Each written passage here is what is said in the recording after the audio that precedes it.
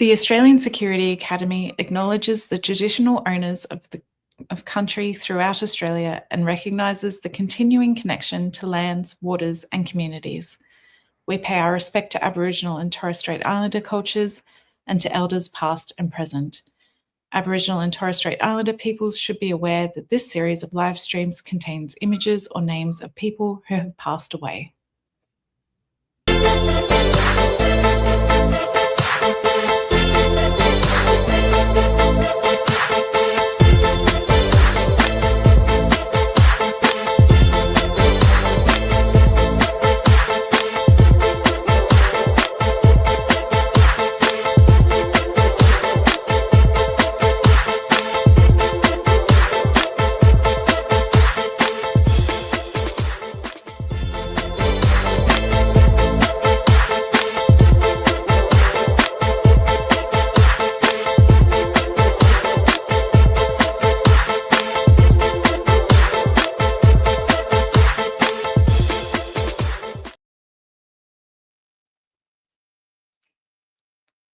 G'day everyone, Mike Evans and Casey Evans with episode 325 of My Curious. Caught out at the start in the beginning there. How are you, Casey? Good. Very, very good. You had a busy day? Yes, very busy. Oh, very good. All right. I'll just touch on some of the news for this week, if you wouldn't mind just checking the comments for us, and we'll move through a few things. We've got a couple of things we've got to get through today. G'day, Joe. How you going? Great to see you. Thanks for saying hello. Hi, Emily. Great to see you. Chantel. Hey, hello. Courtney. Hi. Very Hello. pleased to see you. Who's that? Nenad. G'day, mate. I've got to get a bigger screen. Yeah, great to see Casey back. A couple of things I didn't cover last week, people. Hi, Amber. Thanks for dropping by. And g'day, Bernie. Great to see you. And Judith. Great to see everybody. A couple of things I didn't cover last week that I've sort of got to clear up because I got too busy with our surveillance people. Got a bit behind. Where am I? There was a cotton farmer in Queensland. He's gone and got himself locked up in jail because he rorted a water scheme for $8.7 million worth of fraud. In the sentencing, the magistrate said he didn't need the money. G'day, Michelle. Great to see you. Hope you're well. The magistrate said he didn't even need the money. He was that rich, but he stole it from the scheme. $8.7 million he rorted from it just out of sheer greed. So he's been sentenced to a term of imprisonment for that. So that happened last week, and I didn't get quite a chance to mention that last week.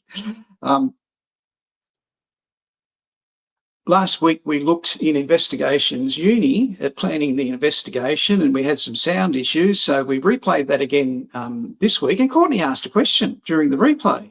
And Courtney's question was about agreed value and market value. So that question came into it. And would you know, on the same day, in one of the insurance newses, a lady had her motor vehicle accident claim knocked back because she claimed that it was an agreed value policy that she took out, and they offered her less than that after she had her accident. So she took the matter to AFCA, and you can read all about it by watching the replay of this and reading what's on your screen now. And Courtney picked that up. Well done, Courtney. You triggered it. That was great. Great piece of work in asking that question during the presentation of Pat Flynn's preparing for the interview on Investigations Uni. The sound's now fixed on that, and at your invite to Investigations Uni, you can see this perfect sound with basically that presentation. So I urge you to go and have a look at it. It's a very valuable presentation for everybody in corporate, government or private investigations to have a look at.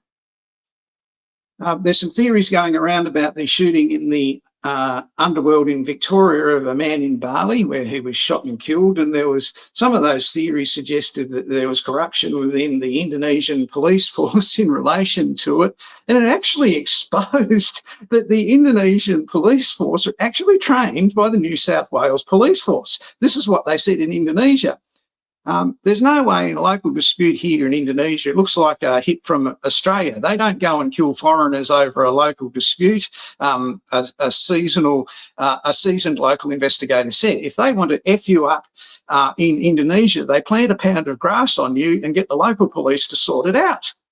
So there you go. They've been trained by the New South Wales police in Indonesia. If they planted guns on you, they would have been trained by the Victorian police. But you can absolutely be sure that New South Wales police have been assisting with the training of Indonesian police. So a little inside thing they coughed up there that we didn't know about before. We are building in this program a strong connection with people who are looking to raise payment rates for surveillance operatives throughout Australia in private investigations. Now, I fully support this and fully agree with it. And over the coming weeks, I'm going to add a little bit more guidance on it, a little bit more collective work on it. And one of the things that's always surprised me over the years are the people who support this. You would think it'd just be the surveillance operative in the car in the street. But strangely enough, I've had several employers say to me, they don't get enough. They deserve better than that for what they're required to do. Yeah. And I'll tell you what, if an employer, and I speak to them all because they come to me for capable graduate private investigators who can take statements and conduct records of interview and write reports. They know they get that from our graduates. They know they get that. They don't get it anywhere else. They get it here, right? They say to me that our surveillance arm, they should have a better deal. Now, I know you're surprised by that, and you're going to go, well, it's not been my experience, Mike, but I'm talking about professional employers who engage professionals. I'm not talking about relationship surveillance and that sort of emotional stuff. So over the next few weeks, as promised last week, at the engine room of private investigations in Australia, where we have over 630,000 views on the channel. We have 1,300 videos. We have 17,500 hours of watch time that's been on there, all right? We've exposed corruption, and we have 1,525 subscribers and growing. I'm going to start pushing for that request, and I fully support it. That came in one of our social networking sites on Facebook, and I thought it was insightful and it was very well done. ABI Investigations in New South Wales are looking for investigators. If you would like a job in workers' compensation investigations in New South Wales, you're an Australian Security Academy student graduate, send me your resume and I will pass it on to ABI. They're looking for investigators. Other things in the news, Wayne Carey got himself into trouble down in Melbourne last week by having sex in the toilets of a restaurant in Toorak, and it was filmed by people and put up on social media. Now, Wayne, who has a coloured DV past, came out and said this is against, all the rights of women and this, that and the other, and he sounded like an absolute angel with the best record you could have in DV, poster boy stuff, and he's coming out and saying this, and basically the newspapers argue, can he sue for defamation for what the people put up on social media of him walking out of the toilets and the lady as well? And a barrister came out and said no, because all his past is going to come up in that matter, and it's just not going to happen. So he likes to have sex in toilets. He's a sewer screwer. He's getting on TV programs for sport all around Australia this week going, now they call me the toilet duck because Duck's his nickname, and he's, trying to sort of lighten it and all that sort of thing. Absolute dick. But, why would you go?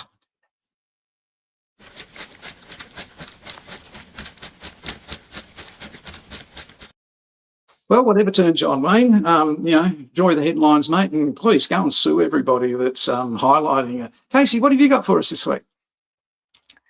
I thought I would share, it's something completely different to my usual online tip. It's going to go for a little bit longer, but this morning I did a talk for a company that helps parents with and children when it comes to online harms.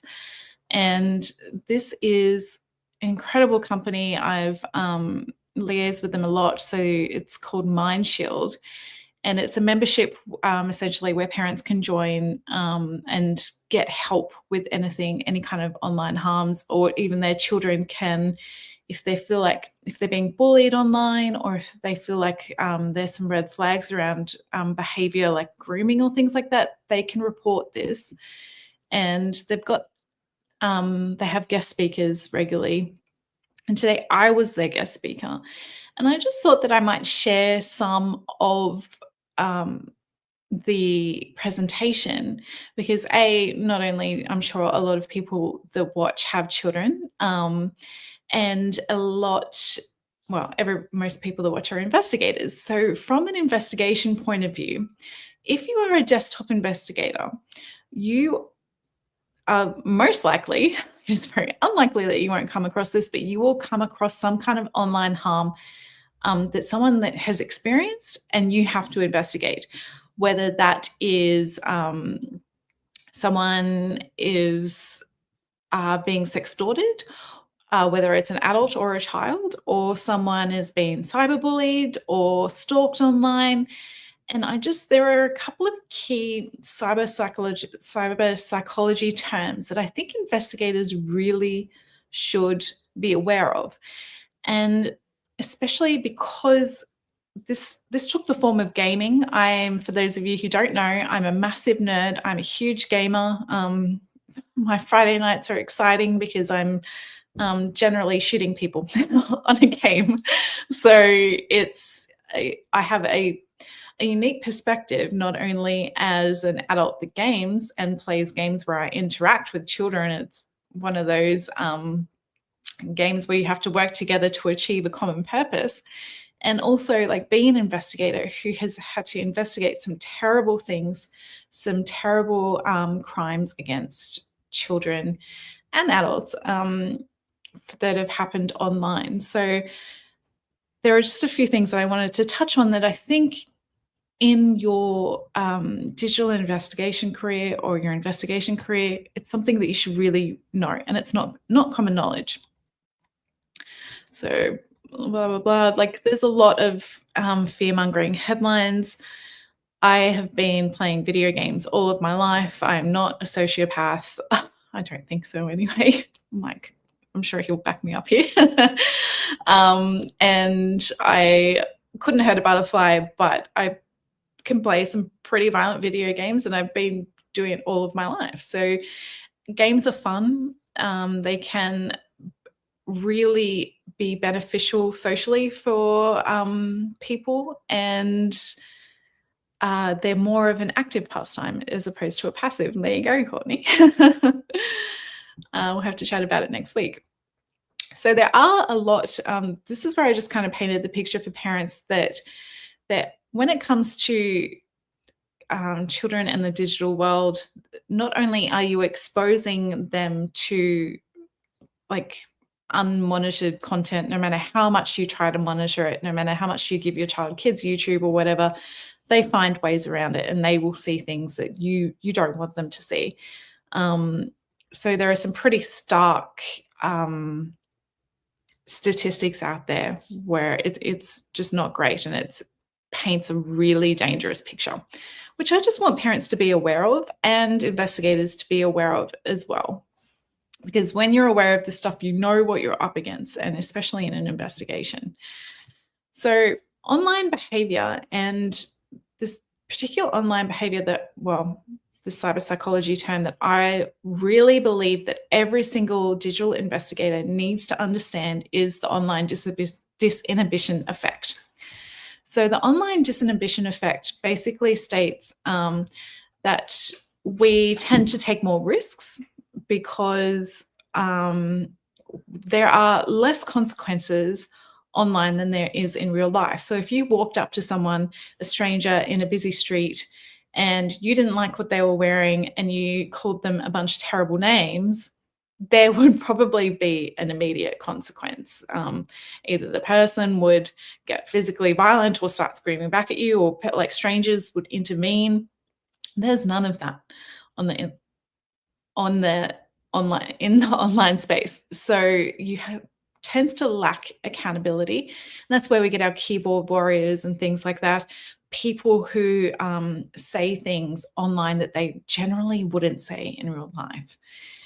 And so you've got the anonymity, the invisibility, we risk take, and we often overshare. And this affects adults and children alike.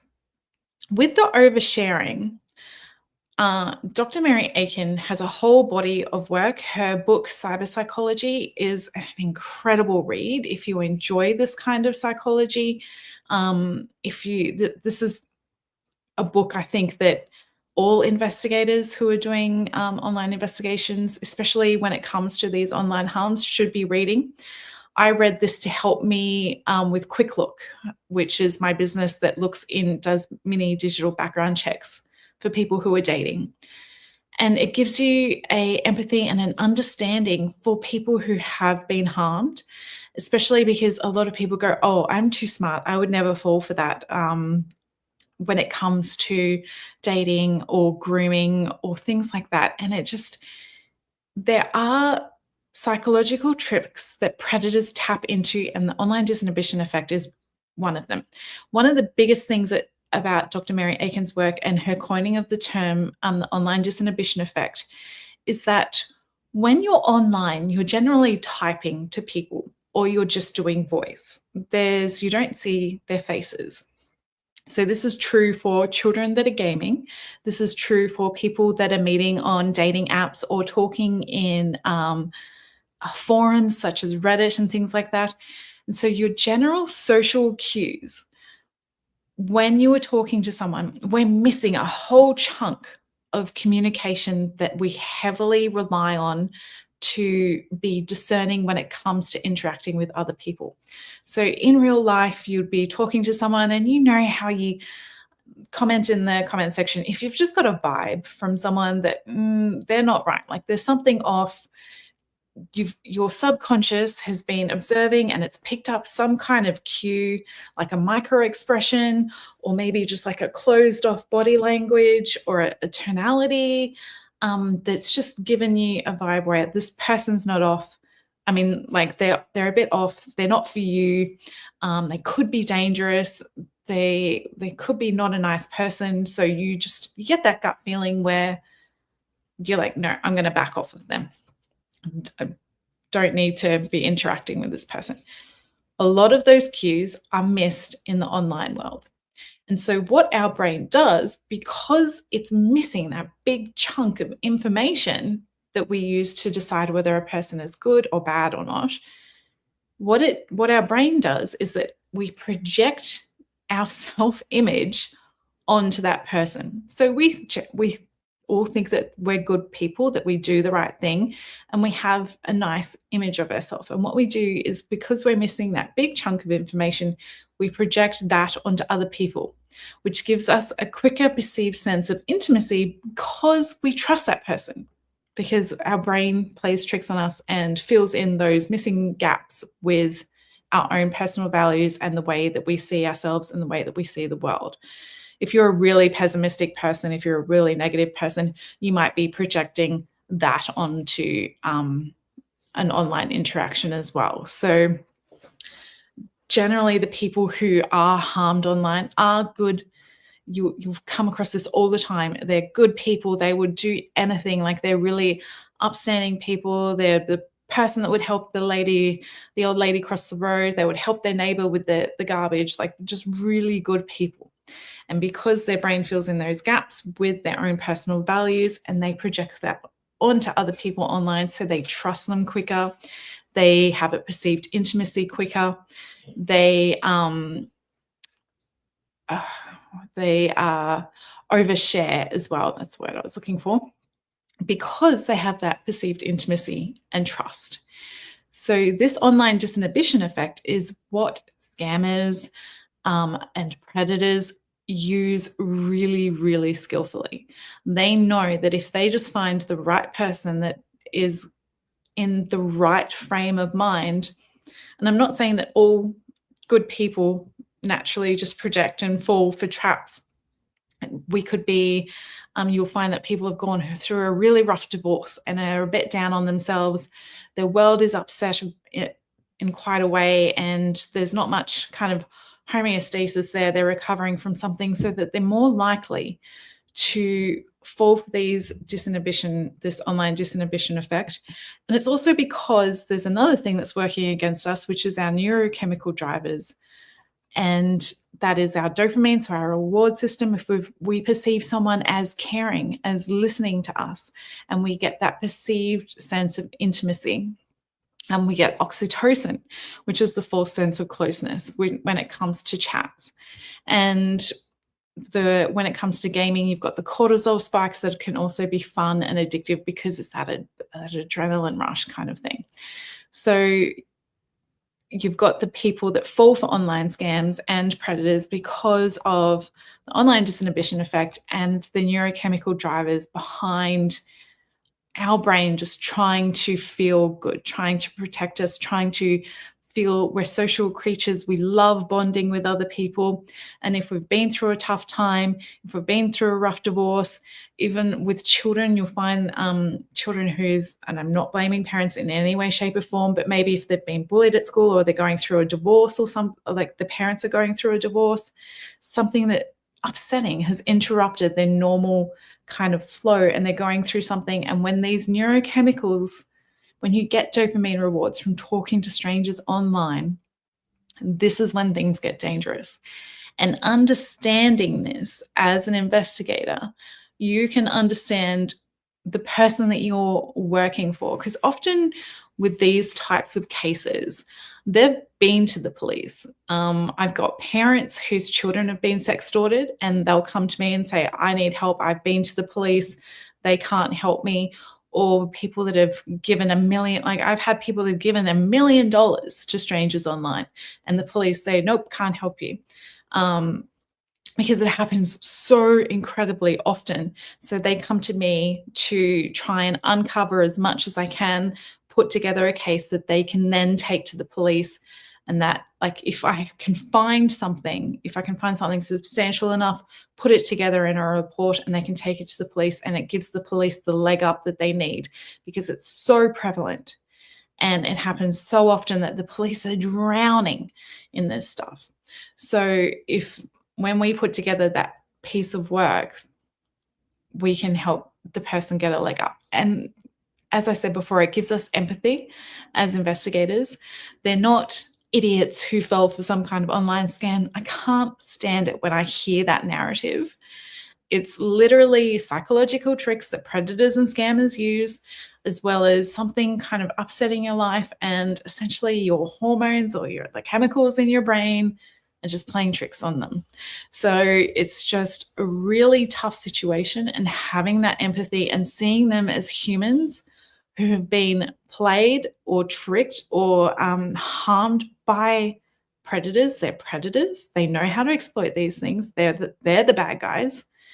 And these are just people who are doing their best that just happen to be the wrong place at the wrong time and fell for the wrong thing because of the tricks our brain plays on us. So I think it's really, really important to understand that. So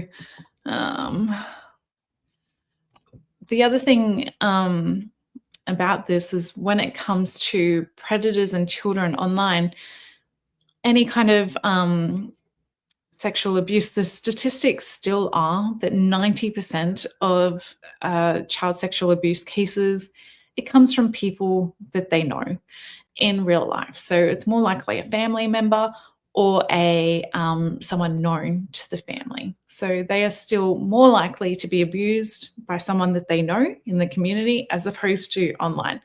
But the numbers are on the rise because more and more predators are flocking to spaces where children are, and reoffending. The recidivism there is huge because there's no consequences. They rarely get caught. And also scammers as well. They've clued on to the fact that they can blackmail a 16-year-old boy for a few $100s really, really easily. And I deal with those cases all the time. It is heartbreaking. So it's really tough. When it comes to gaming, because I play a lot of games and I also help moderate different servers, I have never seen within my servers any kind of suspicious activity from adults. In games where teens and preteens mix with adults, there's no kind of power play as such. We're all kind of on an equal footing. And so if there is a weird adult that comes into the fray, the kids aren't afraid to tell them to F off. Like, that's something that's really great about these kind of even dynamics. But again, if you've got a vulnerable kid and they're in the wrong place at the wrong time, that odd adult could say something out of earshot to someone else, and it's not great, or private message. So I often have chats with kids as a moderator in these servers saying, do not tell people where you live. Don't say that that you can play longer hours because your parents are out. Don't ever say that. Don't give your name. I've seen some kids as a joke put their phone numbers in a game. I'm like, do not do that. It's not fun. It might give you a bit of a laugh, but unfortunately, sometimes when these things make their way online, people can do terrible things. They'll screenshot that and put it in Reddit threads for doxing. So it's just, don't encourage your kids to never, ever do things like that. And also, what was my other point that I was going to make? They're younger kids as well. You need to, as soon as you give your child a device, you need to be having these stranger danger talks. And you need to be that safe space for your kids where they can come and talk to you about it. So Roblox is one game I would love to extinguish off the face of the earth because of the mini games that have been created, which sexualize kids and help them do silly, crazy stuff. It's awful. The other things I've been investigating lately is when kids, scammers will create TikToks where kids can get free, like click this link to get free V-Bucks. And it's like, oh, you need to just put in your credit card details, and for like 1 cent, you'll get like 1,000 V-Bucks or something ridiculous.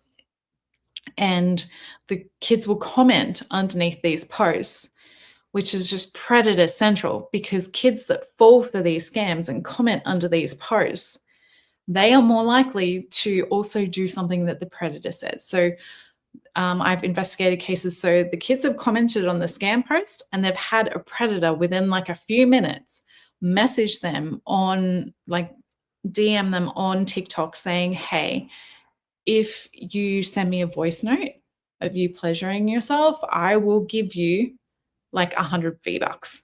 Like, this is just what you have to do. Or do as that, like, record yourself talking while I walk you through what I want you to do. Or again, like they ask for pictures, but voice note seems to be a big thing at the moment. It is awful. So these things are really rife, and understanding it as an investigator and understanding it as a parent and having those conversations with your kids is really, really important. So just for the parents in the audience, I'll just get to Discord, talking to your kids. Yeah, so this is my kind of tips for parents with children, and talking about this is literally being the safe space for your child. Have open communication with your child. even if you are a massive extrovert and you have all these friends and you've got a great career and you're just that person, and your child might be a little bit more socially awkward and they love games, they're not great with people in real life, but they've got this community online and you don't understand that, you don't have to understand it in order to listen and go, okay, like what you're feeling is completely valid. Tell me more. So be curious and ask questions. And if your child is someone that does play video games and also like has a community and friends on there, ask them, oh, who are your friends? Just be curious, get them to open up and feel comfortable talking to you about it. Because the more they can talk to you about it, the more likely they are to come to you when something goes wrong. Because sextortion is now the #1 most dangerous scam in the world, because in America, the statistics are for every 100 reported sextortion cases, one of them ended in a death, which is the child committing suicide after receiving a sextortion. No. I'll talk to you about that in a sec. So what happens is that the average time that the children, essentially how they die is they take their own life. So, and the average time is 26 minutes. So in that 26 minutes, if that child feels so isolated and alone and cannot come to a parent or loved one to speak to about this, it raises the stakes immensely. So making sure that in that 26 minutes, rather than them freaking out, that they can come to you at any time and talk about these types of things to you. So it's connection over correction. And if something like this happens, I can tell you right now, the difference between a good outcome and a bad outcome, because I've seen it firsthand, is the parents that connect with their child rather than correcting. The parents that I've seen go say, I've told you not to do this. Like, how could you be so stupid? I warned you not to do this. I told you not to add people on Snapchat, or I told you not to speak to people in games. That creates havoc for the family, deepens the shame for the child. And I've seen it take years for families to recover from it, as opposed to families that are curious and are connected and don't blame. And I know that parents freak out and overreact like that because they care so deeply, and that it's literally they're lacking the education and the emotional regulation to handle it appropriately. The right thing to do is to go, oh my God, let's get some help. Let's figure this out.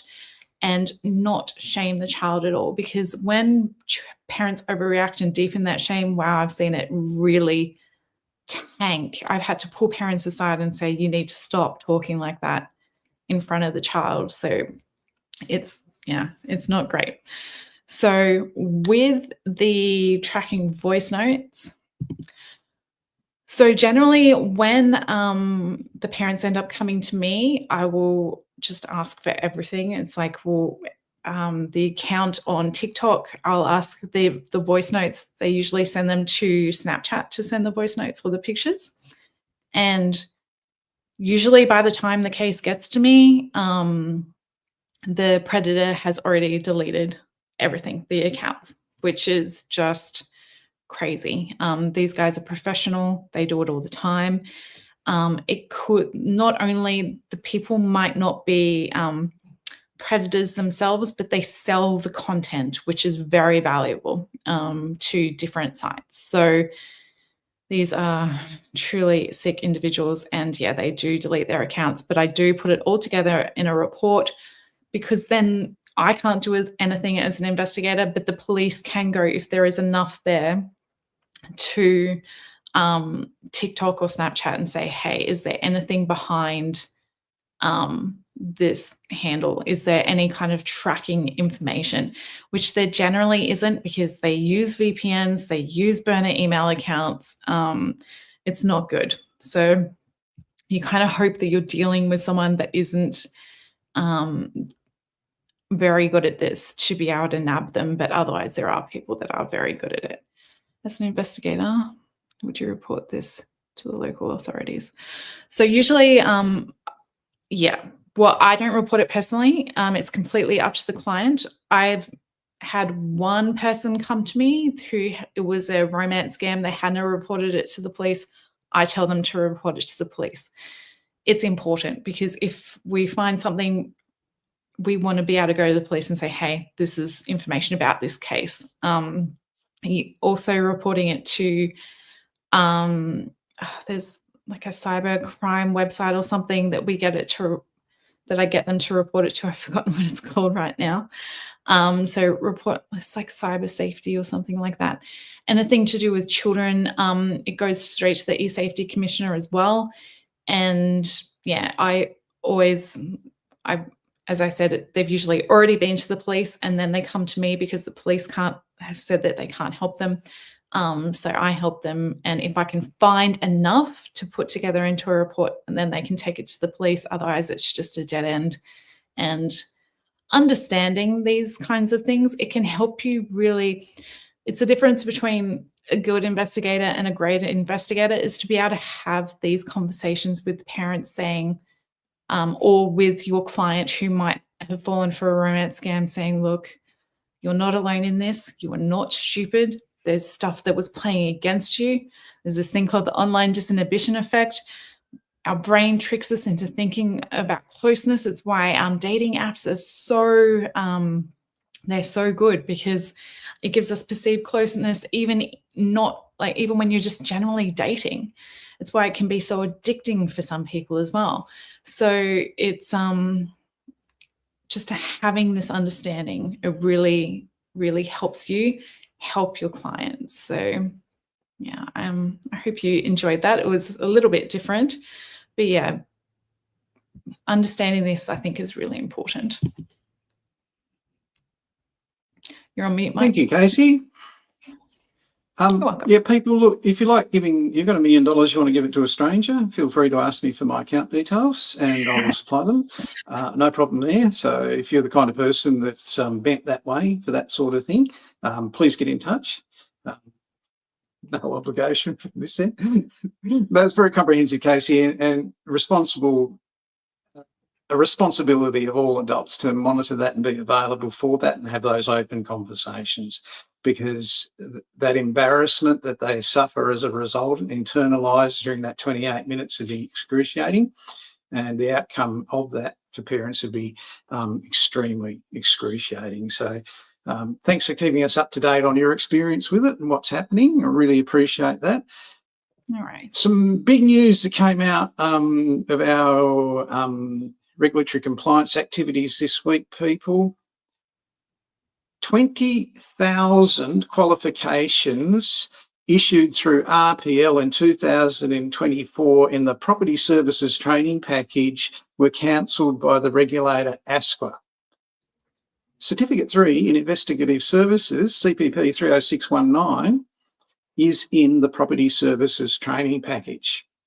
There has been a crackdown by the regulator ASQA on recognition of prior learning in Certificate 3 in Investigative Services, and if you do not meet the criteria for civil investigations as detailed with the requirements of having completed the workers' compensation investigations, public liability investigations, motor vehicle accident investigations, internal dispute resolution or code of conduct investigations, you will not be issued by any registered training organisation a Certificate 3 in Investigative Services moving forward.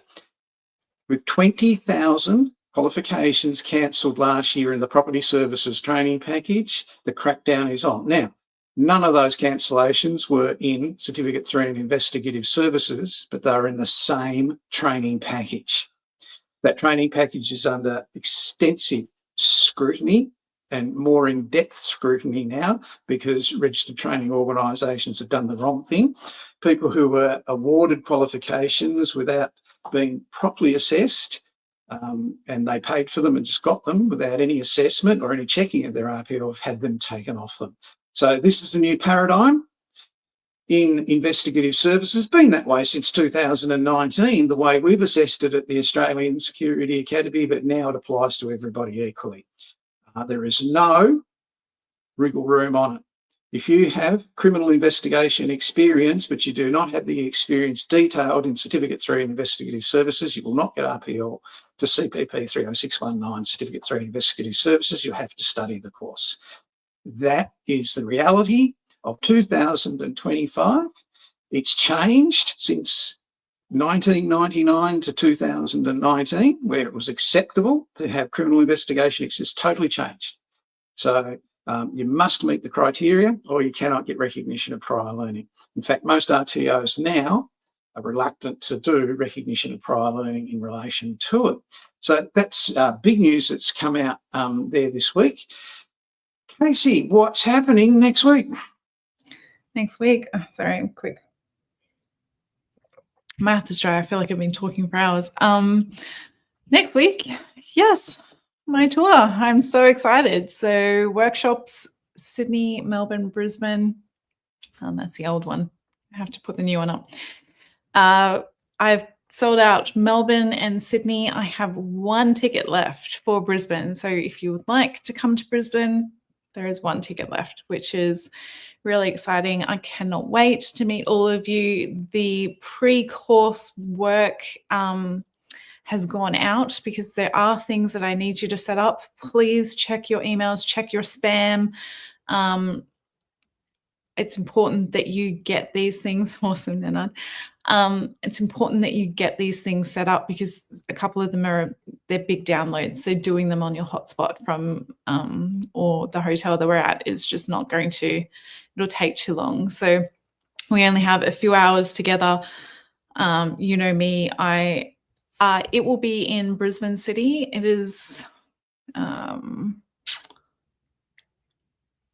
forgotten the exact address. I think it's Queen Street. So it's really right in Brisbane. Yeah, so I'm really, really looking forward to that. It'd be good to see Emily. And yeah, so we'll be, yeah, as I said, you know me, I like to jam as much in as possible. So make sure you have your pre-course work done. And yes, there is a sock puppet that you need to have the bare bones of. You'll be learning. So some things will be OSINT for beginners, but other things, because most people have seen a lot of my talks before. There we go, 345 Queen Street. Thank goodness. So yeah, some of it will be a bit more advanced. So you'll be learning about not only using sock puppets for research, but other ways as well. And so we'll have our operational security set up and yeah, lots of stuff. Really looking forward to it. It is a beginner's course though, so you will be learning fundamentals about the intelligence cycle, what's important, what's not, how to gather the information, turn it into intelligence. And yeah, it's exciting. It's very exciting, and everybody's looking forward to it. Good luck with it, Case. I hope you enjoy it. Gee, you got some travelling ahead of you. If you missed it, people, today at Investigations Uni, we covered officers and directors' insurance for the companies at the big end of town. These are the people that during breakfast, like myself, they smoke cigars and read the Financial Review. So those types of investigations, you will do them as Certificate 4 in Government Investigator and Certificate 3 of Private Investigator. Get on Investigations Uni and see all about the two different perspectives, one from the regulator's perspective and what they've got to do, and they are playing full contact NRL. How should the regulated entity respond? Should they play ping pong, play full contact NRL back? No, don't do that, right? Or how does it all work? Get on Investigations Uni and have a look at the presentation on that. There's a good session there today in relation to that. What does that say?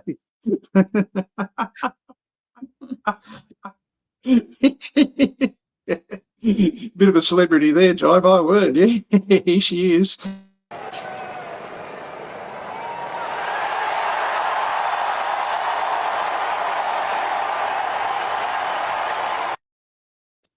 I liked it better when she was just the chief. It was more sufferable. Yes, Chief. Yes, Chief.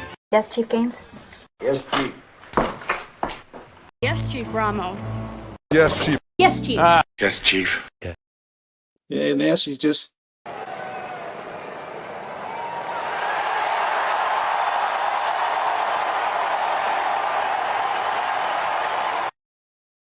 Anyway, people, Trying to do these. so we'll find out all about it next week. Di, you look after her next week, mate. I'm relying on you. You're totally responsible for everything that happens down in beautiful. We're just going to have fun, learn lots. We really enjoy going to Melbourne. It's a great place.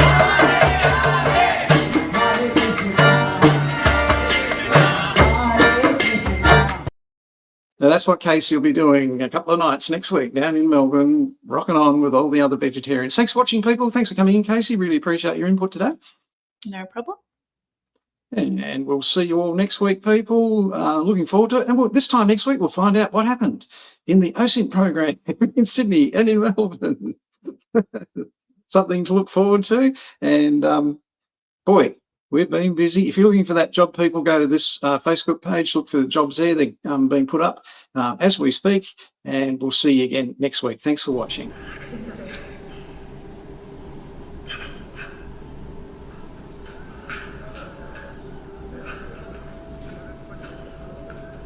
작전 종료. 전원 복귀할 것.